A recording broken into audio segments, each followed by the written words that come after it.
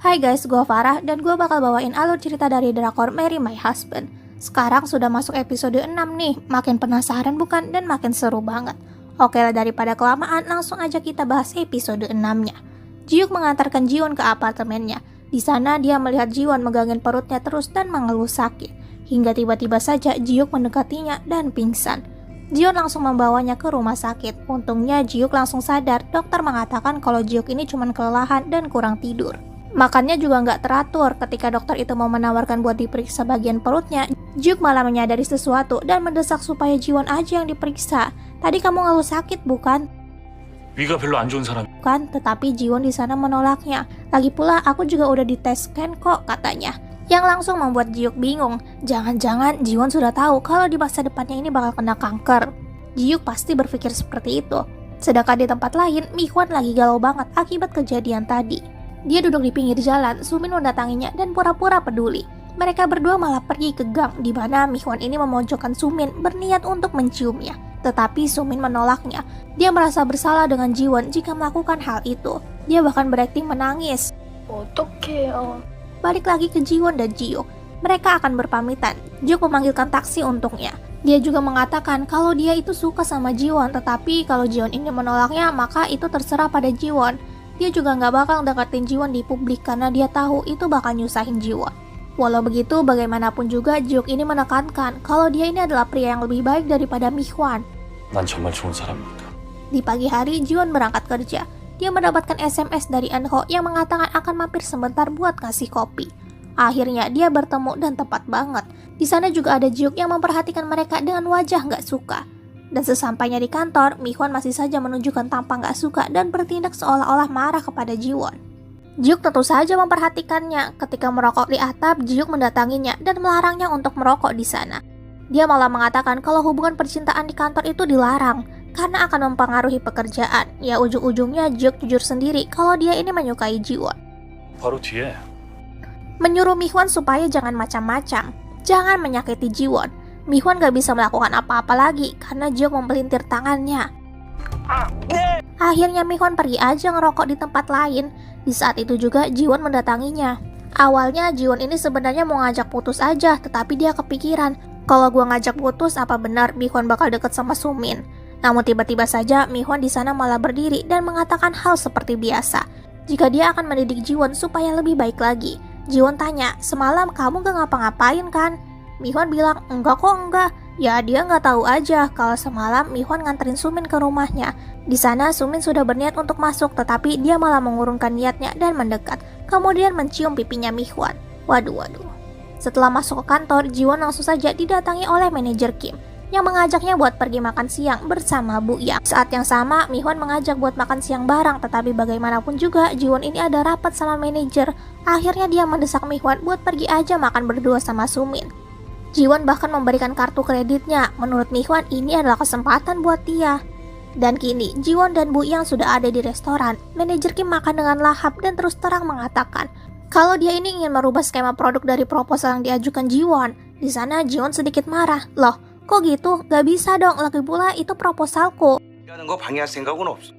Tentu saja itu langsung membuat manajer Kim marah dan langsung mengeluarkan Jiwon dari tim. Dia udah gak peduli lagi. Lagi pula direktur Wang juga akan membantunya. Jadi direktur Wang itu gak lain adalah sepupu dari bapaknya manajer Kim. Di saat yang sama, Mihwan dan Sumin kini ada di restoran bintang 5. Dia akan memesan steak dan juga wine yang sangat mahal. Di depannya Sumin begitu baper dan berpikir kalau Jiwon ini beruntung banget mendapatkan Mihwan yang baik. 제가 잘 잡겠어. Balik lagi ke restoran. Jiwon sudah pergi dari sana. Bu Yang ini masih merasa gak enak dan mencoba untuk memujuk manajer Kim, mengatakan bagaimanapun juga proposal itu Jiwon yang buat. 그럼 일부러 Ya manajer Kim gak mau tahu, dia akan menyingkirkan Jiwon. Dia melakukan itu dengan sengaja. Kamu harusnya berterima kasih denganku. Dengan menghilangnya Jiwon, kamu yang bakal dapat promosi. Di kantor, Jiwon sedikit kesal atas apa yang terjadi.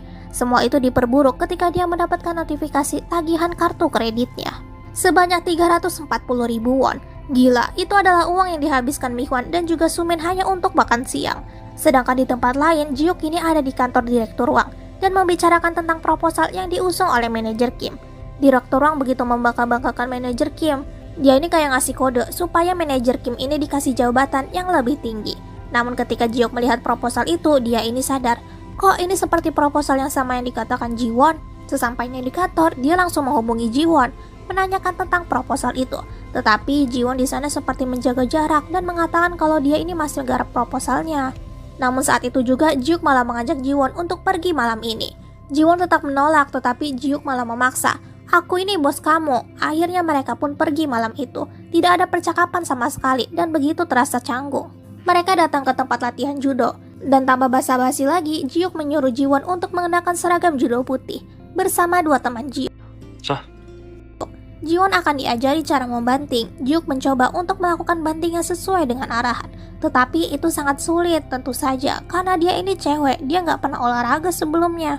Namun Jiwook dan temannya terus menyemangatinya dan menyuruhnya untuk berteriak, hingga Jiwon benar-benar bisa membanting pria itu. 것 같으니 Kini latihan itu beralih antara Jiwon dan juga Jiwook. Jiwon di sana sedikit kesulitan untuk mengambil tangan Jiwook. Dia bahkan gagal untuk membanting Jiwook, di mana Jiwook berhasil membalikkan tubuhnya dan menarik Jiwon. Jiwook mengatakan judo itu adalah bagaimana kamu memegang dan menarik. Namun di saat itu juga dengan sekuat tenaga, Jiwon malah mendorong Jiwook menjegal kakinya hingga membuat mereka berdua jatuh dan berbaring. Jiwon sangat senang. Di saat itu juga entah kenapa Jiwon seperti mengingat masa lalunya. Ya, masa lalu ketika mereka berdua tidur di taman. Tetapi karena saat itu Jiwon tidak memakai kacamata, dia tidak tahu dengan jelas wajah dari pria itu. Yang gak lain adalah Jiwook. Jiwook mengantarkan ke rumahnya. Atas latihan itu juga Jiwon jadi lebih baik. Bahkan di kantor dia memikirkan satu hal.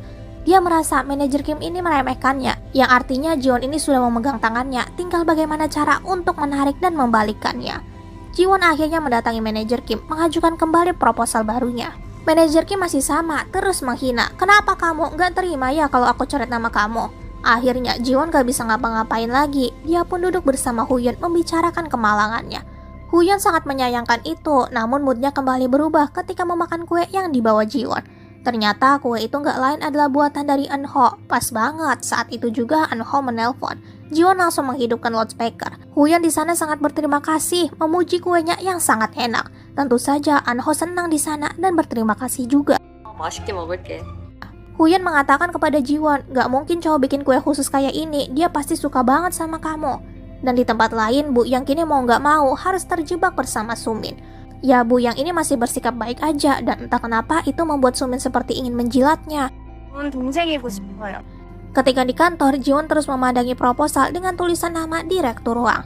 Dia tahu jelas di masa depan Direktur Ruang akan terkena skandal. Bagaimanapun juga dia harus menjebak dan menyelesaikan semua masalah ini. Bu Yang dan Sumin mengajaknya buat makan bersama. Di sana Bu Yang merasa sedikit tidak enak, menanyakan tentang proposalnya. Ya, dia ini tahu diri aja, yang buat proposal itu adalah Jiwon, tetapi Jiwon gak dapat apa-apa. 수민 씨한테. Di saat itu Jiwon malah mengatakan, ya mau gimana lagi, mungkin kalau proposalku pakai nama manajer Kim bakal lebih bagus. Dan pas banget Jiwook masuk ke ruangan dan mendengar dengan jelas proposal itu dijalankan. Jiwook menandatanganinya, direkturan menandatanganinya, bahkan kepala dari UNK Group juga. Proyek itu langsung dijalankan, di mana yang menjadi wajah dari promosi produk makanan itu nggak lain adalah Direktur Wang, yang langsung meledak dan viral di mana-mana. Proyek itu benar-benar sukses. Direktur Wang sangat memuji manajer Kim, yang ternyata sudah mendapatkan promosi akibat proyek ini. Dia mengatakan itu bagus sekali. Memangnya siapa yang meminta supaya aku jadi papan iklannya? Ya, ternyata itu nggak lain adalah idenya Jiwon, tetapi manajer Kim malah bilang itu ide dariku kok. Direktur Wang mengatakan kalau dia akan pergi ke luar negeri dan akan makin menyebarluaskan produk ini. Ketika Direktur Wang sudah masuk ke pesawat, tiba-tiba saja dia mendapatkan telepon dari Jiwon. Di sana Jiwon mengatakan produk yang baru launching itu nggak lain adalah dari proposalku. Bagaimanapun juga aku akan mengajukan tuntutan untuk ini. 야, 너 끊어봐! Itu langsung membuat mood Direktur Wang hancur. Dia langsung merasa kesal dan melampiaskan itu kepada pramugari. Dia marah karena ada orang lain yang duduk di sebelahnya, memukul kepala pramugari itu dan terus berteriak. Bahkan menelpon manajer Kim, mengatakan supaya menghancurkan hidupnya Jiwon. Ya, saat itu dia nggak tahu aja kalau dia marah-marah kayak gitu tuh direkam oleh salah satu penumpang. Dia melakukan pemukulan terhadap awak kapal, bersikap tidak sopan dan tidak mematuhi prosedur. Hingga akhirnya video itu pun langsung viral dan ada di mana-mana. Banyak orang yang nggak terima, bahkan memboikot produk yang baru saja launching itu atas papan iklan dirinya. Ya, bagaimanapun juga perusahaan UNK Group itu mau nggak mau harus meminta maaf dan menarik semua produknya. Jiwon begitu senang, dia ada di atas atap sambil mendengarkan lagu BTS. Rencananya benar-benar berhasil. Di saat itu juga Jiuk mendatanginya mengatakan kalau direktur ruang itu dicopot dari jabatannya. Sedangkan manajer Kim akan didisiplinkan karena mencuri proposalnya. Namun di saat itu juga Jiwon menjatuhkan ponselnya yang langsung membuat Jiuk mengambilnya. Jiuk melihat dengan jelas dan mengatakan, "Kamu suka BTS ya?" Jiwon di sana nyeletuk, "Iya nih, aku mau cari lagu Dynamite tapi kok nggak ada." Di sana Jiuk juga nyeletuk, "Kalau aku sukanya lagu Spring Day." Saat itu juga mereka sadar, loh, kok bisa tahu lagu itu? Jadi gini guys, Dynamite itu liris di tahun 2020. Sedangkan Spring Days itu rilis di tahun 2017. Dan mereka kini ada di tahun 2013. Secara nggak langsung mereka berdua ini menyadari kalau mereka berdua ini mengalami kehidupan kedua. Akhirnya sadar juga mereka berdua ya. Dan ini pasti makin seru nih ke depannya. Gimana hubungan mereka dan rencana Jiuk untuk ngejauhin Jiwon dan juga Mihwan. Dan tentu saja Jiwon juga tidak mau bersama Mihwan, tetapi dia sadar takdir akan terus berjalan. Jadi dia akan menghindari hal itu.